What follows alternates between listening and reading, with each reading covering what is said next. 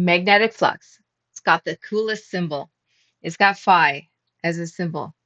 Here's magnetic lines. Magnetic flux lines have the symbol phi.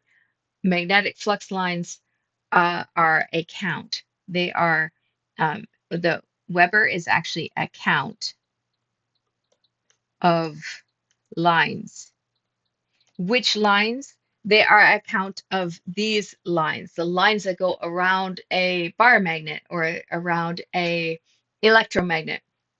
They are lines of flux. So um, this is showing one line, two line, three line, four lines of flux. And when we count the lines of flux, um, we assign a name to counting those lines of flux. And the name that we assign to it is called a Weber. Weber, the German word Weber, not to be confused with Weber, that a lot of people call this name Weber. So you can call it Weber or Weber or Weber if you come from Kitchener, Waterloo, which has a street called Weber that everybody calls Weber. All right, now what is a Weber? So I carefully put up here, it's a count of that flux is a count of lines, like flux are lines, but how many lines is actually the unit of Weber?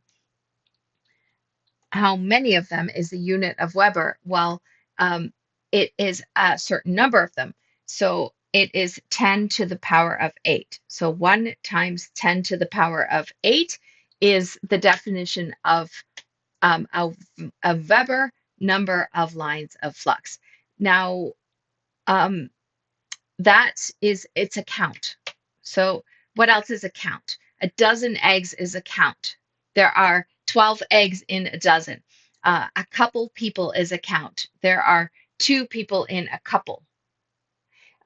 There's a trio of cellos, and that means that there are three cellos playing together.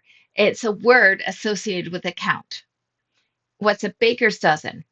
It's 13. That's the word, two words associated with the number 13. What is a Avogadro's number? Avogadro's number is 96,484. I just made that up. 96,000 something is it's not, it's actually, that's a mole, right? A mole is 96,484. And you can double check my work on that. But that word mole is just associated with the count of 96,484. And 12 is the word associated with, I mean, a dozen is a word associated with 12. Well, a Weber is the word associated with 1 times 10 to the power of 8. Okay? One, if you're going to use this in math, it's 1 times 10 to the power of 8. We don't just have to say 10 to the power of 8. 1 times 10 to the power of 8 lines of flux is a Weber. So I have one line of flux, I have two lines of flux, I have three lines of flux, I have four lines of flux, I have five, I have six, I have seven, I have 8, 9, 10, 11, 12 means I have a dozen lines of flux. Keep counting to 1 times 10 to the 8, and you have a Weber amount of lines of flux. So it's a very, very, very large unit. There are so many lines of flux in a Weber. A Weber is so many. We usually work in micro Weber. So we usually divide this through by micro. What does micro mean? Micro. Micro is 1 times 10 to the 6. So if I take 1 times 10 to the 8 and I divide through by 1 times 10 to the 6, then I have 1 times 10 to the 2 because I would subtract those exponents. 1 times 10 to the 2 is equal to 100. So 1 microweber here is equal to 100 lines of flux. All right, so I like to use that.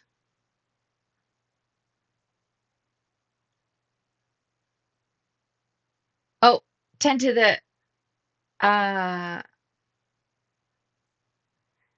n yeah, sorry. It's 1 times 10 to the negative 6 is 1 times 10 to the negative 6 is microweber. So that's why I'm dividing because it's negative. So I multiply by the negative 6. Yes. So the difference between the two are 100 lines of flux. So I'm going to count up 100 lines of flux. Here's 100 of them. Then that's a microweber, and then I would need 10 to the 6 of those. Okay, so that's what that's what the unit of Weber is. So please